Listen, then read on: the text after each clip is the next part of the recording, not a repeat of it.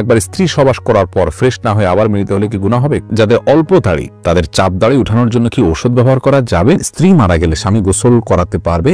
আর কি কি করণীয় আছে স্বামীর জন্য? নারীরা উচ্চ আওয়াজে কোরআন তেলাওয়াত করতে পারবেন কি না? টাক মাথায় চুল লাগানো যাবে কিনা? আমি টয়লেটে থাকা অবস্থায় যদি আজান শুরু হয় তখন কি আজান উত্তর দিতে পারি? খাওয়ার সময় ছেলেদের গোপে পানি বা খাবার লাগলে তাকে হারাম হবে? দাঁত আঁকা বাঁকা সোজা করা যাবে কিনা? যদি শ্বশুর শাশুড়ির সাথে বনিবনা না হয় তাহলে আলাদা থাকলে কি গুনাহ হবে? মহিলারা যদি অজু করা অবস্থায় কোনো পুরুষ দেখে ফেলে তাহলে কি অজু থাকবে? মাঝে মাঝে প্রসাবের পর পিচ্ছিল তরল জাতীয় কিছু গেলে কি শরীর বা কাপড় নাপাক হবে? হাতে তালি দেওয়া কি জায়েজ আছে? অনেকে বলে হারাম। এটা ইসলামের বিধান কি? বাজনা ছাড়া নুপুর পরা যাবে কিনা? কন্যা সন্তানকে কত বছর বয়স পর্যন্ত মায়ের বুকের দুধ পান করা যায়? মেয়েদের কি পশু পাখি জবাই করা জায়েজ আছে? চলি আমরা প্রশ্ন উত্তর দেওয়ার পর্বে। এমনি বাপ্পি জানতে চেয়েছেন, আমি টয়লেটে থাকা অবস্থায় যদি আজান শুরু হয় তখন কি আজান উত্তর দিতে পারি? না ভাই, আপনি অপেক্ষা করবেন, বের হয়ে আজান উত্তর দিয়ে দিবেন। মাহফুজ মুন্না আপনি জানতে চেয়েছেন, খাওয়ার সময় ছেলেদের গোপে পানি বা খাবার লাগলে তাকে হারাম হবে? না, এমন কোনো কথা নেই। গোপে পানি বা খাবার লাগলে হারাম হয়ে যাবে, এটা জায়েজ নাই। এমনি লিটন হোসেন জানতে চেয়েছেন, দাঁত আঁকা বাঁকা সোজা করা যাবে কিনা? হ্যাঁ, যাবে, কোনো অসুবিধা নেই। আঁকা বাঁকা দাঁতকে সোজা করাতে কোনো অসুবিধা নেই, এটা খুবই সাধারণ একটি বিষয়, অনেকে করে থাকেন আজকাল, অসুবিধা নেই ইনশাআল্লাহ। শারমিন সোনালী আপনি জানতে চেয়েছেন, যদি শ্বশুর শাশুড়ির সাথে বনিবনা না হয় তাহলে আলাদা থাকলে কি গুনাহ হবে? আলাদা থাকলে গুনাহ হবে না, ওনাদের হক যদি মোটামুটি আদায় করা হয়, তাদের যেটুকু প্রয়োজন, আলাদা থাকলে যে গুনাহ হবে এমন কোনো কথা। আব্দুল মোমিন জানতে চেয়েছে, মহিলারা যদি অজু করা অবস্থায় কোনো পুরুষ দেখে ফেলে তাহলে কি অজু থাকবে? দেখুন ভাই আব্দুল মোমিন, অজু করা অবস্থায় কোনো পুরুষ দেখলে অজু ভাঙবে এমন নয়, তবে সেটা যদি ইচ্ছাকৃত দেখেন তাহলে গুনাহ হবে, অনিচ্ছাকৃত হলে গুনাহ হবে না, কিন্তু এই দেখার সাথে অজু ভাঙার কোনো সম্পর্ক না, অজু থাকবে ইনশাআল্লাহ। এমডি নাসির উদ্দিন জানতে চেয়েছেন, মাঝে মাঝে প্রসাবের পর পিচ্ছিল তরল জাতীয় কিছু গেলে কি শরীর বা কাপড় নাপাক হবে? যদি শরীরে লাগে তাহলে সে অংশটা ধুয়ে ফেলবেন, কাপড় লাগলে সে অংশটা ধুয়ে ফেলবেন, বাস, তাহলেই চলবে। নাপাক হবে যেটুকু লাগবে সেটুকু জায়গা। এসেছে হেলাল খান জানতে চেয়েছেন, অজু করার সময় দাঁত থেকে রক্ত বের হলে কি অজু হবে? দাঁত থেকে যদি রক্ত বেশি বের হয়ে যায়, বের হতে থাকে, যার ফলে আপনার থুথু লাল হয়ে যায় এবং লালচে ভাব বেশি থাকে থুতুর মধ্যে, তাহলে সেক্ষেত্রে আপনার অজু হবে না। আর যদি লালচে ভাব কম থাকে, হালকা হলুদ হয়, তাহলে সেক্ষেত্রে অজু হয়ে যাবে। আফরিন সুলতান জান্নাত আপনি জানতে চেয়েছেন, বাজনা ছাড়া নুপুর পরা যাবে কিনা? জীবন আপনি নুপুর পড়তে পারেন যদি সেটাতে বাজনা না থাকে এবং বাহিরে আপনি যখন পরে যাবেন সেটা আপনার পায়ে থাকতে পারে, কোনো অসুবিধা নেই। সাহাবায়ে কেরামের মধ্যে থেকে অনেকে নুপুর পড়েছেন, অনেক মহিলা সাহাবীরা নুপুর পড়েছেন, এরকমটি হাদিস দ্বারা স্পষ্টভাবে আমরা জানতে পারি। জহিরুদ্দিন মোহাম্মদ বাবর জানতে চেয়েছেন, হাতে তালি দেওয়া কি জায়েজ আছে? অনেকে বলে হারাম। এটা ইসলামের বিধান কি? হাতে তালি দেওয়া এটাকে হারাম বলার সরাসরি কোনো সুযোগ নেই, তবে অবাক করা কোনো কিছু, ভালো কিছু দেখলে মুখে সুবহানাল্লাহ বলা, আশ্চর্য হলে সুবহানাল্লাহ বলা, মাশাআল্লাহ বলা, এটা হলো সুন্নাহ, হাতে তালি নয়। কিন্তু কেউ হাতে তালি দেন তাহলে সেক্ষেত্রে হারাম হয়ে যাবে, এটা মোটেও সঠিক নয়। এম এস আল মাহমুদ জানতে চেয়েছেন, কন্যা সন্তানকে কত বছর বয়স পর্যন্ত মায়ের বুকের দুধ পান করানো যায়? কন্যা এবং ছেলে সন্তান সবার জন্য একই বিধান, 2 বছর পান করাবেন। ইমাম আবু হানিফার মতে তার বেশি পান করানো জায়েজ নাই, অন্যান্য ইমামদের অনেকের মতে জায়েজ আছে, যেহেতু কোনো নিষেধাজ্ঞা নেই, যেহেতু আল্লাহ কোরআন কারীমে হাওলাইনে কামেলাইনে বলেছেন, লিমান ওই আরাদা আন ইউতিম্মার রাদাআহ, যে ব্যক্তি দুধ পান করার সময় পূর্ণাঙ্গতায় পৌঁছাতে পারেন তিনি 2 বছর করাবেন। আল্লাহ তাআলা পরিষ্কার বলেছেন এই জন্য 2 বছর করানো জায়েজ আছে। সায়েন্টিফিকলি বিষয়টা প্রমাণিত যে পরে আর মায়ের বুকের দুধ কোনো উপকারিতা বাচ্চার জন্য থাকে না, এই জন্য 2 বছর পান করাবে, ছেলে হোক মেয়ে হোক, যে মানে উভয় ক্ষেত্রে। খালেদা আক্তার জানতেছেন, মেয়েরা পর্দা না করলে মা বাবার কবরে কি আযাব হবে? মা বাবার যদি সেখানে কোনো দায় থাকে, ত্রুটি থাকে, তাহলে সেক্ষেত্রে তাদের আযাব হতে পারে, কিন্তু মা বাবা যদি তাদেরকে সঠিক পথের দিশা দিয়ে থাকেন, বুঝিয়ে থাকেন, দায়িত্ব পালন করে থাকেন, তাহলে সেক্ষেত্রে তাদের দায়ভার তারা শুধু সন্তানরাই বহন করবে, মা বাবার কোনো কিছু দায়ভার চাপানো হবে না। আল্লাহ বলেছেন, লা তাযরু ওয়াজরাতুন উযরা উখরা, কারোর দায়ভার অন্য কেউ বহন করবে না। লাইসা লিনসানিন ইল্লা মা সাআ, প্রত্যেকে যা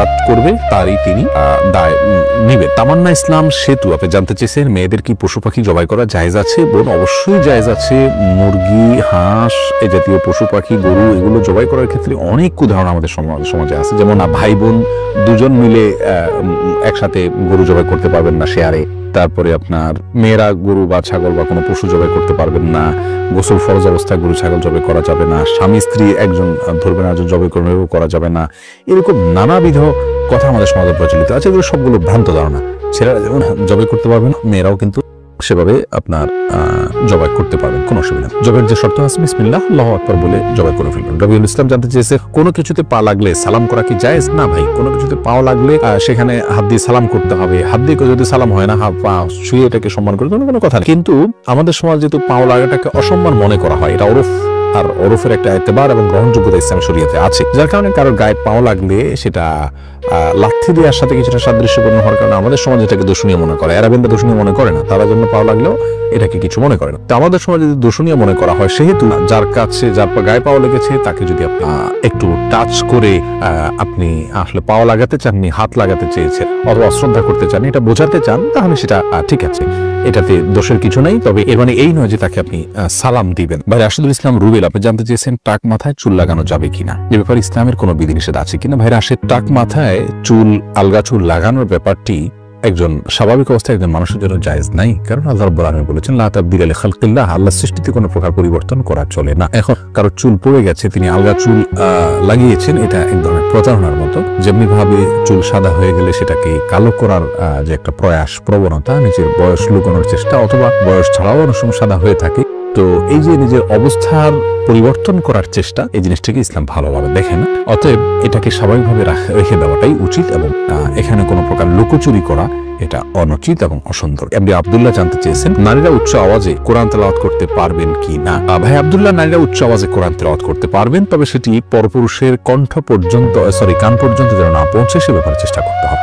নিজের বাসায় করতে পারেন, নিজের ঠিকানায় করতে পারেন। নিজের ঠিকানায় যদি বাসায় যদি দেবর থাকে, অন্য কেউ থাকেন, তাহলে তাদের কান পর্যন্ত যেন আওয়াজটি না যায় সে ব্যাপারে তাকে সচেতন থাকতে হবে। কারণ কোরআন তেলাওয়াতের ক্ষেত্রে কণ্ঠের মধ্যে কোমলতা সৃষ্টি করতে হয়, সৌন্দর্য সৃষ্টি করে তেলাওয়াত করা হলো তেলাওয়াতের আদব। আর সে আদব রক্ষা করতে গিয়ে কিন্তু তিনি কোমল কণ্ঠে, সুন্দর কণ্ঠে পড়তে যাবেন, সেটি পরপুরুষের মনের মধ্যে বাজে চিন্তা আসার কারণ হতে পারে। সেই জায়গা থেকে তিনি জোরে পড়বেন, যদি একাকী থাকেন বা কেউ না শুনে, আর যদি কেউ শোনার মতো থাকে তাহলে তার কান পর্যন্ত যেন না যায় সেভাবে তিনি তেলাওয়াত করবেন ইনশাআল্লাহ।